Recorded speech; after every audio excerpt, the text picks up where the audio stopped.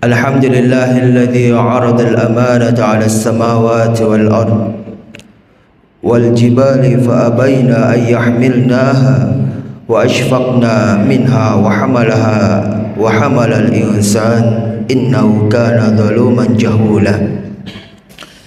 Wassalatu wassalam ala nabiyil ummil qail Addil amanata ila man i'tamaraka wa la takhun man khanaka wa ala alihi umanai sirrihi wa ashabihi humatin wahyihi wa hamalatin radiyati da'wah amma ba'd. Jamaah salat Jumat yang dimuliakan Allah Subhanahu wa taala. Pertama-tama marilah kita panjatkan puji syukur kehadirat Allah Subhanahu wa taala, yang mana Allah Subhanahu wa taala telah memberikan nikmat kita yang begitu besar, nikmat yang mana tidak pernah kita terlupakan, yaitu nikmat iman dan Islam. Salawat serta salam mari kita panjatkan puji syukur kehadirat Allah Subhanahu wa taala, yang mana pada saat ini Allah Subhanahu wa taala memberikan kekuatan, kesehatan, keimanan sehingga kita bisa melaksanakan perintah Allah, yaitu salat Jumat berjamaah. Hadirin yang muliakan Allah Subhanahu wa taala, pada kesempatan kali ini khatib akan memberikan satu buah tema, yaitu bagaimana pentingnya menjaga amanat. Hadirin yang dimuliakan Allah Subhanahu wa taala, menjaga amanat termasuk bentuk ibadah kepada Allah Subhanahu wa taala dan perintah yang dipercayakan oleh Allah kepada kita. Sebagaimana Allah Subhanahu wa taala telah berfirman dalam surat An-Nisa ayat 58. A'udzu billahi minasy syaithanir rajim. Bismillahirrahmanirrahim. Innallaha ya'murukum an tu'addul amanati ila ahliha. Yang artinya, sungguh Allah Subhanahu wa taala menyuruhmu menyampaikan amanat kepada yang berhak menerimanya. Di dalam surat Al-Ma'arij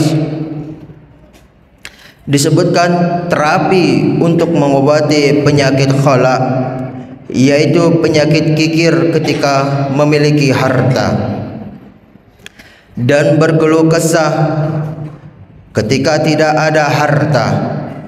Sebagaimana Allah Subhanahu wa taala telah berfirman yang artinya, apabila dia ditimpa kesusahan dia berkeluh kesah dan berbahaya bagi manusia dan mendapatkan pembinasaannya. Apabila dia ditimpakan kesusahan dia berkeluh kesah, dan apabila dia mendapatkan harta nikmat menjadi dia kikir. Quran surat Al-Ma'arij ayat 20 sampai 21. Penyakit ini berbahaya bagi manusia dan dapat membinasakannya. Allah Subhanahu wa taala menyebutkan obat untuk penyakit ini, yaitu di dalam surat Al-Ma'arij ayat 20 sampai 21. Jika obat ini diterapkan di dalam iman, diterapkan di dalam ikhlas, diterapkan di dalam ihsan, niscaya orang yang mengidap penyakit ini dengan izin Allah akan sembuh secara total. Obat ini terdiri dari 8 unsur. Diawali dengan rutin mengerjakan salat dan diakhiri dengan menjaganya. Di antara unsur itu yaitu untuk menjaga amanat ini dengan sempurna. Sebagaimana Allah Subhanahu wa taala telah berfirman dalam surat Al-Mu'minun ayat 8, yang artinya, dan sungguh beruntung orang-orang yang memelihara amanat-amanat dan janji-janjinya. Di awal surat Al-Mu'minun Allah menyebut sifat-sifat para pewaris, yaitu pewaris surga Firdaus, yang merupakan surga yang paling tertinggi. Di antara sifat-sifat itu adalah menunaikan dan menjaga amanat tersebut. Amanat memiliki kedudukan yang sangat agung dan sangat lebih tinggi, sebagaimana Allah Subhanahu wa taala telah berfirman, A'udzubillahi minasyaitonir rajim. Bismillahirrahmanirrahim.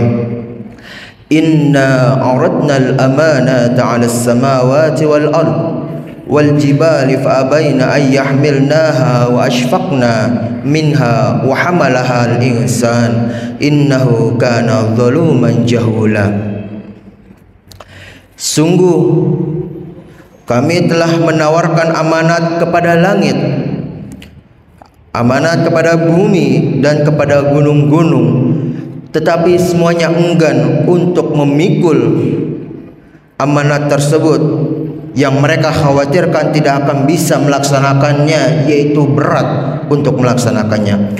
Lalu dipikulah amanat ini oleh manusia. Sungguh manusia ini sangat zalim dan sangat bodoh.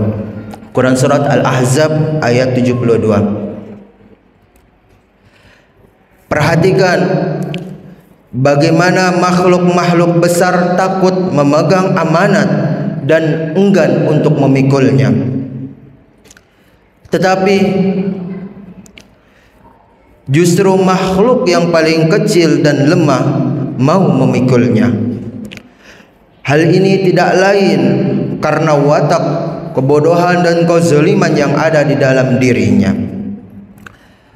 Ketahuilah bahwa kelak amanat berdiri di tepi Sirat pada hari kiamat untuk menuntut haknya dari orang yang menyia-nyiakannya atau mengkhianatinya sebelum ia menyeberangi Sirat tersebut.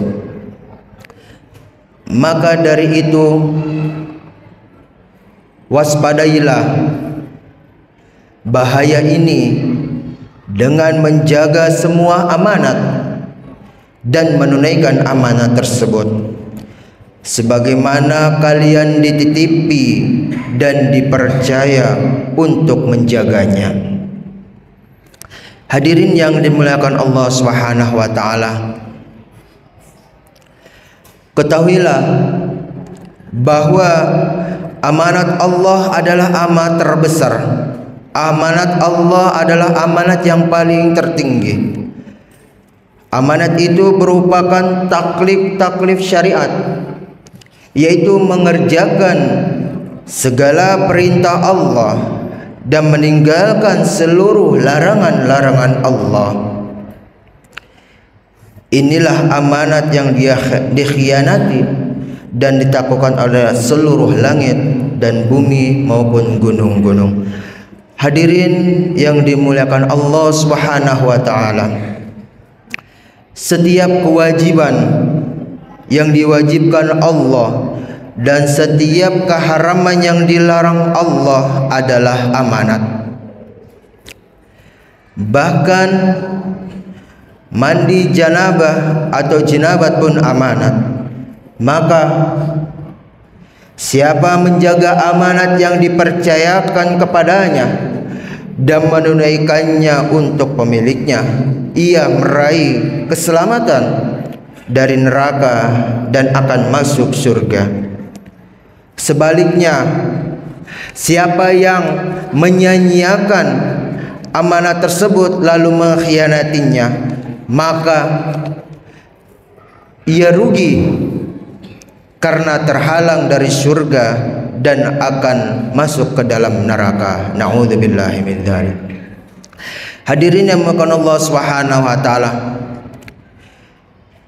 ingatlah hal ini jangan sampai kita lupakan. Mengkhianati dan menyia-nyiakan amanat adalah sifat nifak. Sebagaimana sabda Nabi sallallahu alaihi wasallam yang artinya tanda orang munafik itu ada 3. Apabila ia berbicara, ia berdusta. Apabila ia berjanji, ia mengingkari. Apabila ia dipercaya, maka ia mengkhianati. Nabi SAW bersabda juga, 4 sifat yang siapa keempat sifat ini ada pada dirinya, maka ia disebut orang munafik. Dan siapa yang di dalam dirinya ada salah satu sifat di antaranya di dalam dirinya, salah satu sifat nifak, sampai ia meninggalkannya. Apabila ia dipercaya, maka ia berkhianat. Apabila ia berbicara, ia berdusta. Apabila ia berjanji, ia mengingkari. Dan apabila ia bertengkar, ia menuduh yang tidak-tidaknya atau bukan-bukan. Hadirin Allah Subhanahu wa taala, perhatikanlah bagaimana Nabi lebih dulu menyebut sifat yang paling buruk, yaitu mengkhianati amanat, dengan maksud untuk mengingatkan akan keburukan yang pernah ditanyakan oleh Rasulullah SAW. Apakah orang muslim itu berdusta, wahai Rasulullah? Beliau menjawab, ia tidak berdusta. Demikian pula amanat orang muslim tidak menyia-nyiakan ataupun mengkhianatinya. Ketahuilah bahwa kesempurnaan pertama dan kebaikan yang hilang dari umat Nabi Muhammad SAW adalah amanat. Saat ini kita berada di suatu masa di mana semua amanat saat ini akan lenyap. Jarang sekali ketika seorang muslim memberikan pinjaman uang kepada saudaranya, lalu ia mengembalikan uang itu tepat pada waktunya dan secara penuh. Jarang sekali seorang muslim bersekutu bersama saudaranya dalam suatu perdagangan, lalu setelah perdagangan mereka berdua meraup untung, pembagian hasil di antara keduanya dilakukan secara transparan. Jarang sekali seorang muslim menyampaikan suatu pembicaraan kepada saudaranya yang berpengaruh dalam kehidupan, lalu ia bisa dipercaya dan menjaga pembicaraan tersebut tanpa menambah atau mengurangi sedikit pun. Jarang sekali seorang muslim menjalin hubungan pernikahan dengan persaudaraannya, dengan saudaranya, lalu hubungan tersebut tetap bertahan dan baik dan bersih tanpa terganjal oleh perpecahan, oleh gangguan ataupun oleh perceraian. Hadirin yang dimuliakan Allah Subhanahu wa taala, penyebab semua ini adalah karena tidak pernah mengenal Allah, tidak mengetahui apa saja yang ia suka dan ia benci, tidak mengetahui kenikmatan abadi di sisinya untuk para wali-walinya, dan azab pedihnya untuk para musuhnya. Kebodohan inilah menjadi sebab petaka kesengsaraan di dunia maupun di akhirat sekaligus. Maka dari itu kita belajar menyempurnakan diri dan membersihkan diri dan menyelamatkan diri. Hadirin yang dimuliakan Allah Subhanahu wa taala, kita telah mengetahui besarnya kedudukan amanat hingga makhluk-makhluk Allah terbesar pun enggan memikul amanat tersebut. Kita juga mengetahui amanat berlaku secara umum dalam ibadah dan muamalat. Setiap kita dipercaya untuk menunaikan amanah tersebut. Jika ia menjaga dan menunaikan amanah tersebut, beruntung ia meraih ridho Allah dengan kedekatan Allah. Jika sebaliknya ia menyia-nyiakan amanah tersebut, maka semua usahanya akan rugi, sehingga tidak meraih ridho karunia-Nya dari Allah Subhanahu wa taala, akan tetapi ia mendapatkan kerugian yang sangat besar. Hadirin yang dimuliakan Allah Subhanahu wa taala, orang yang mengerjakan sholat dipercaya untuk menunaikan sholat pada waktunya secara berjamaah, memenuhi seluruh syarat, memenuhi seluruh rukun kewajiban dan sunnah-sunnahnya. Orang yang berpuasa dipercaya untuk mengerjakan puasanya, sehingga ia tidak melakukan hal-hal yang dapat merusak puasa tersebut. Muzaki dipercaya untuk mengeluarkan zakat, sehingga ia tidak mengurangi dan tidak menyerahkan kepada selain golongan-golongan penerima zakat. Jamaah haji dipercaya untuk melaksanakan ibadah haji, sehingga ia tidak mengkhianati ibadah hajinya dengan meninggalkan salah satu kewajiban atau melakukan suatu larangan. Prajurit-prajurit yang berjaga di tapal batas dipercaya untuk melaksanakan tugasnya. Untuk itu, jika ia menyalahi prosedur penjagaan atau peperangan tersebut, berarti ia telah mengkhianati amanatnya dan akan mendapatkan balasan atas pengkhianatannya tersebut. Seorang wanita dipercaya di rumah, dipercaya menjaga kehormatan dirinya, dipercaya harta suaminya, dan menjaga dan merawat anak-anaknya. Jika ia tidak menjaga amanat tersebut, ia mendapatkan balasan yang disebut balasan para pengkhianat. Hadirin yang dimuliakan Allah Subhanahu wa taala, para pedagang, para pengrajin dan para karyawan dipercaya untuk melaksanakan bidang yang ia geluti. Jika mereka menjaga dan menunaikan amanat tersebut, serta ia tidak berkhianat, sehingga si pedagang jujur dan dalam perdagangannya, ia tidak berdusta dan tidak menipu. Pengrajin bersikap tulus dan tidak lalai, dan tidak menyanyiakan pekerjaannya tersebut. Dan karyawan tidak lalai dan tidak menipu dan tidak menyanyiakan usahanya tersebut.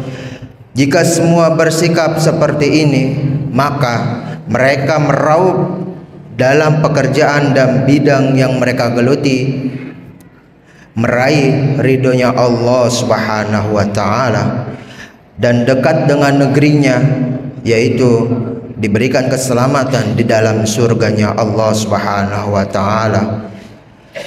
Ya Allah, sesungguhnya kami berlindung kepadamu dari neraka dan apa saja perkataan dan perbuatan yang mendekatkan kepadanya. Kami memohon surga kepadamu dan apa saja perkataan dan perbuatan yang mendekatkan kepadanya. Barakallahu li wa lakum fil Qur'anil azim wa nafa'ani wa iyyakum minal faizin wa taqabbalallahu minna wa minkum tilawata innahu was-sami'ul 'alim innahu wal ghafurur rahim.